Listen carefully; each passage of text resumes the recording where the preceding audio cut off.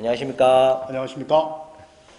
자, 이번 시간에는요, 저희가 계속 알아보고 있는 전기기사 총 5과목 중에 이제 마지막 과목 시간이 됐네요. 제 5과목. 전기 설비 판단 기준이라는 과목에 대해서 우리 또 교수님하고 같이 말씀을 나눠볼까 하는데, 이것도 제가 먼저 말씀을 드릴게요. 네. 제가 학생 때, 이게 좀 창피한 얘기긴 한데, 저는 사실 설비를 너무 만만하게 봤었어요.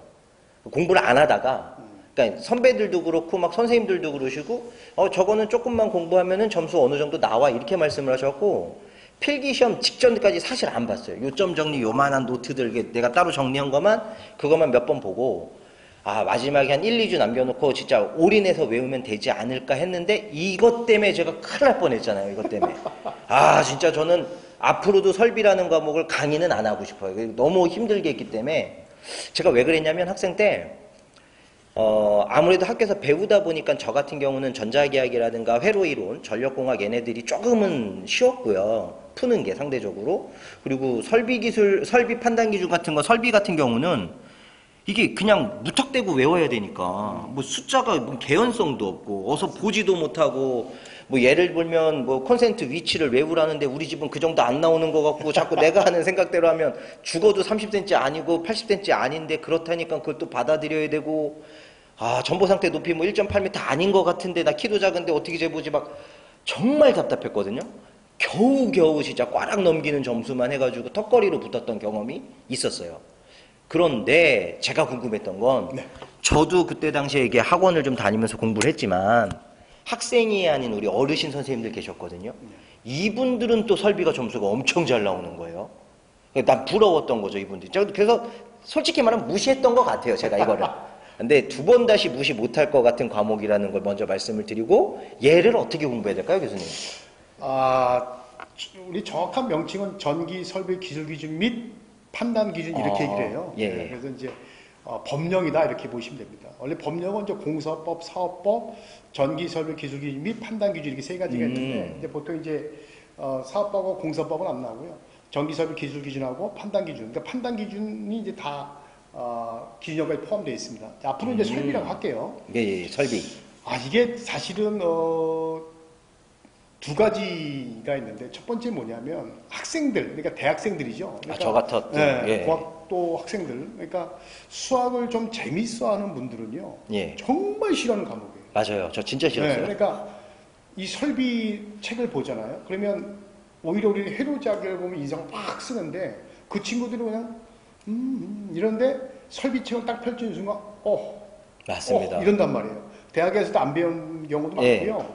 왜냐하면 걔네들은 어차피 공부를 이과 공부를 했어요. 그러니까 이과 공부니까 막 풀고 이해하고 그저 창의적, 그러니까 사고를 이렇게 풀고 나갔는데, 근데 이제 이 설비는 무조건 단순히 암기란 말이에요. 그러니까 걔네들 그걸 되게 싫어해요. 그러다 보니까 학생들은 회로자기학을 즉 산수를 수학을 좀 좋아하는 친구들은 회로자기학을 이렇게 하고요. 그 대신 이제 전력이나 특히 설비는 조금 어려워했고, 근데 과연 이제 그 학생들 지금부터 이제 제가 이제 일반인들 위주로 말씀드리겠습니다. 학생들은 뭐 전력시험도 얘기했지만 공부만 하면 엄마가 기특하다 엉덩이 뚫려주고 그렇죠? 족발도 사주고 과일도 사주고 그러는데 일반인들은 그게 아니에요. 먹고 살고 해야 되니까. 그리고 나중에 또 공부를 또 해야 돼요. 그죠? 자기 개발을 위해서. 그러다 보니까 근데 대부분 이제 뭐냐면 책을 논 지 오래되셨단 말이에요. 아직 구구단도 간신히 이제 외우려나 모르겠어요. 구구단도 자신은 이제 구단까지 외우면 틀 정도가 되는데 번분수? 인수분해? 인수 내 친구인데 이 정도란 말이에요. 그죠? 인수가 뭐 분해했다고? 그게 웃자고 한 겁니다. 근데 그 정도로 이제 책을 놓으신 지가 20년, 30년 이렇게 됐기 때문에 다 이제 잊어먹었단 말이에요. 그러다 보니까 이제 사실 회로자기학을 다시 어릴 때 산수를 끌고 오자려면 그러니까 너무 힘들다 보니까. 아무래도 그렇죠. 근데 이제 어디에 이제 점수를 좀 가야 되냐면 사실은 이제 전력도 그렇고 지금 설비니까 설비에다가 이제 투자를 하는 겁니다. 왜냐면 얘는 수학이 안 나오잖아요. 그렇죠. 그러니까 외워야 된단 말이에요. 그러니까 본인들이 아는 거예요.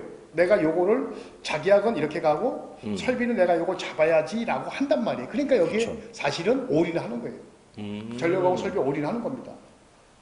그래서 예를 들어서 뭐 자기학 10개, 회로 10개 이렇게 맞다고 봐요. 그러면서 2개가 부족하잖아요.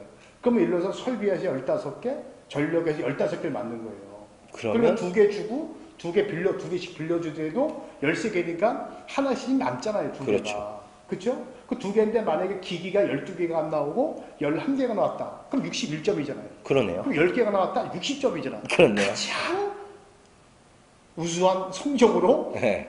필기를 붙는 거예요.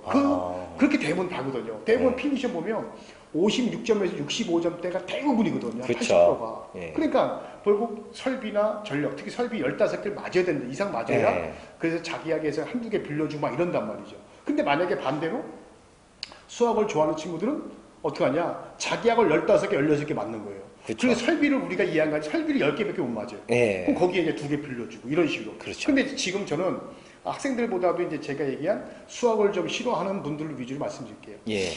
설비는 사실은 여러분들이 아까도 했지만 어려운데 이걸 어떻게 외울 거냐. 예. 사실 금방 까먹어요. 지금 맞아요. 우리 주 선생님이 나이는 얘기 안 했지만 이제 40 곧 돼요. 이제 아직 40 좀 안 됐는데 네. 이게 저는 50이 초지 넘었고요. 네. 근데 이제 어떤 문제가 있냐면 이 친구가 못 느끼는 거예요. 뭐냐면 40이 떡 넘어가면요. 내가 분명히 아까 우리 친구의 이름이라든가 누구 이름을 불었어요. 그럼 이게 안 까먹거든요. 근데 어느 정도 나이가 딱 넘어가면요.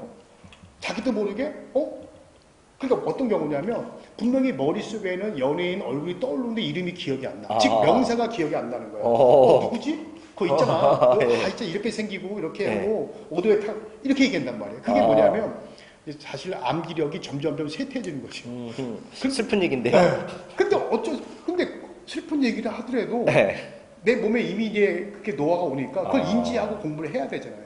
그래서 제가 아는 분 중에 67세까지 자격증 하신 분이 있는데 오, 대단하시다. 자, 그분들은 사실은 핸드폰 번호 자기 거 외우기 힘들거든요.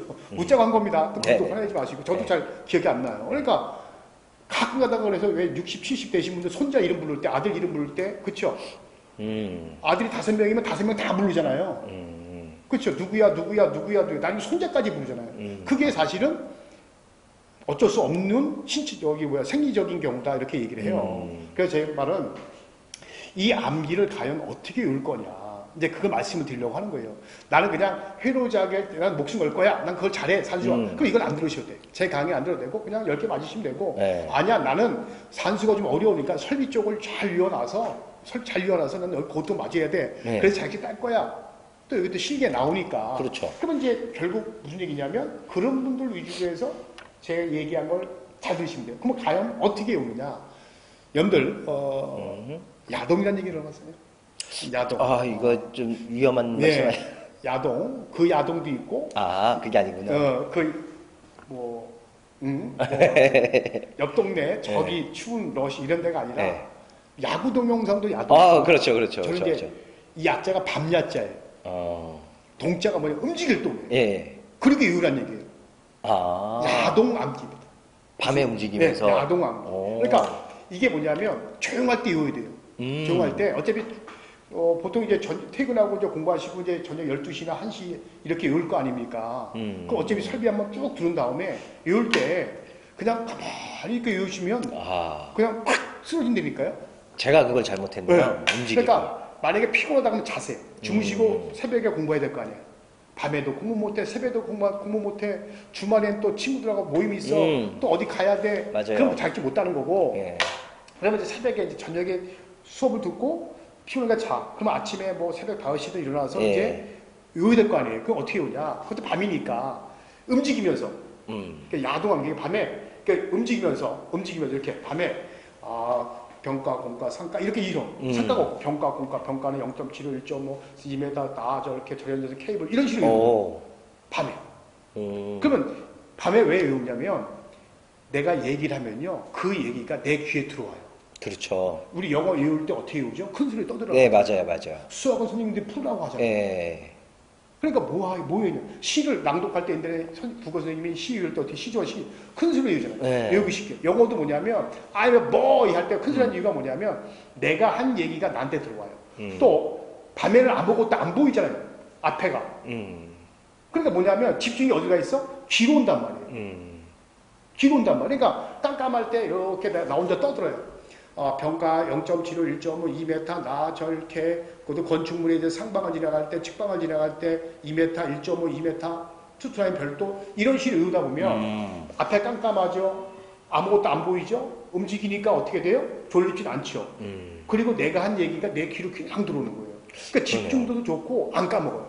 근데 이거는 제가 전에 써먹었던 방법인데 또 우리 제가 이제 오프라인 때 얘기를 해주니까 예. 그분들이 효과가 있다고 얘기를 해요. 그래서 야동 암기법을 사용하면 상당히 도움이 많이 됩니다. 그 대신 여기다가 이걸 그러니까 오늘날 외울 거를 좀 적어놔야 되죠. 이렇게 그렇죠. 적어놓고 포켓 딱 집어넣은 다음에 외우는 거였죠.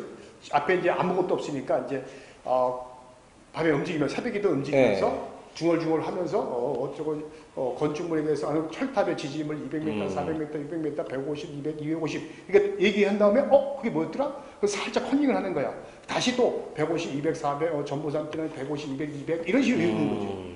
그렇게 되면 암기가 앉아서 이런 것보다 5배 이상 아마 내가 그렇죠. 좋아질 거예요. 그렇겠네요. 제 말을 꼭 명심하시고요. 제가 전력에서는 이제 중동암기법이라고 해요. 그렇죠, 중동암기. 그렇죠. 약간 비슷해요. 중동암기도 움직이면서 떠들면서 암기는 거고, 단지 설비 같은 경우에는 이제 단순하게 외워야 되기 때문에 깜깜할 때 외우면 아무래도 집중력이 눈보다 시각적인 것보다는 귀로 집중이 많이 되기 때문에 들어야 되기 때문에 밤에 막 다닐 때 여러분들 새벽에 깜깜한 날 불도 안 켜진데 막 시골 같은 데 가면 푸석푸석이 나면 맞아요. 귀가 상당히 예민해지잖아요. 귀신 나올까봐 멧돼지인지 그게 뭐냐면 여기가 집중이 되는 거고 그렇게 외우면 상당히 효과가 있는 거예요. 그래서 저는 야동 암기법을 추천합니다. 물론 전력은 중동 암기, 그 다음에 설비는 야동 암기. 정말 여러분들 이렇게 하시면요 15개, 16개 충분히 맞출 수가 있습니다. 자, 이렇게 해서 제가 암기법을 말씀드렸습니다. 그러면 저희가 이제 총 5과목에 대한 암기법들을 다 말씀을 드렸으니까 우리 선생님들 1회 시험 다 합격하실 거라고 보고요. 네. 저희는 나중에 다른 과목으로 찾아오도록 하죠. 근데 1회가 아니라요. 요게 이제 1회도 있고요. 2회도 있고 4회, 3회도 있고 4회도 있는데 저희가 이제 연도를 얘기 안 했습니다. 그래서 이제 여러분들 다들 꼭 필기를 합격하시고 실기도 이제 준비할 쯤 돼서 저희가 이제 업로드를 할게요. 그래서 이제 실기 이게 이제 여러분들 듣는 요 시간이 또 날짜가 언제일지 모르겠지만 어떻든 간에 지금 요 필기 쪽을 듣는다고 여러분들 클릭을 해서 들게 되면 여러분들께서는 아마 분명히 필기 준비하실 거고 또 시쪽 요거 끝나고 나서 한 달 이내로 저희가 실기를 이제 여러분들한테 간단하게 이제 안내를 해드리면 실기에 대한 내용을 참고하시면 도움이 될 거고요. 사실 또 이게 저희가 강의를 이제 계속 올릴 거예요. 이 그렇죠. 이 내용을 강의랑 그렇고 이런 내용을 여러분들한테 알릴 내용을 이제 많이 올릴 텐데 좋아요 같은 경우도 누르고 구독이라고 누르시게 되면 이제 구독을 누르게 되면 저희가 올린 걸 자동으로 계속 딸려오거든요. 아, 맞다. 네, 그러니까 구독을 눌러주시면 근데 구독 눌렀다고 해서 여러분들 저한테 몇 명 없어요. 저 100명도 안 되니까요. 누르란 이유가 눌러야만이 나중에 제가 올린 거를 계속 업로드하게 되면 자동으로 계속 끌어오거든요. 예. 그럼 이제 어떤 내용이 있는지 도움이 되거든요. 그래서 좋아요 누르시고 그다음에 구독을 눌러주시면 감사하겠습니다. 자, 이렇게 해서 필기 5과목에 대해서 여러분들한테 한번 전반적으로 말씀드렸고요. 하여튼 좋은 결과 있으시기 바랍니다. 감사합니다. 감사합니다. 감사합니다. 예, 수고하셨습니다. 수고하셨습니다. 야동암기. 좋은